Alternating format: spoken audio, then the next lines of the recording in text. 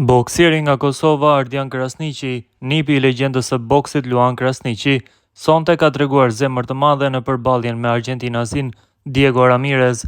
Ardian Krasniqi, si çartur në raundin e 4, me një goditje të fuqishme hodhi në nokaut argjentinasin.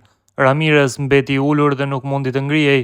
Kësaj Krasniqi festoi fitoren e madhe dhe po shkon drejt rrugës për titullin e botës. Ardian Krasniqi ka mbrojtur kështu titullin e WBO Interkontinental. Përballja që u zhvillua në Stuttgart të Gjermanisë ishte në kuadër të kategorisë gjysmë të rënd për WBO International. Raundi I parë nisi me rivalitet mes Krasniqit dhe Ramirez, ku pati disa goditje të forta ndaj njëri tjetrit. Edhe raundi I dytë u karakterizua me rivalitet dhe qoftë njëri boksier, qoftë tjetri kishi kujdesin e shtuar. Krasniqi ishte më I mirë në raundin e tretë se sa argjentinasi. Raundi I katërt rezultoi fatal për rivalin argjentinas të tij, pasi u nokautua nga trimi I Kosovës. Ardian Krasniqi ka 11 meçe në karrierën e tij, duke I fituar të gjitha me nokaut.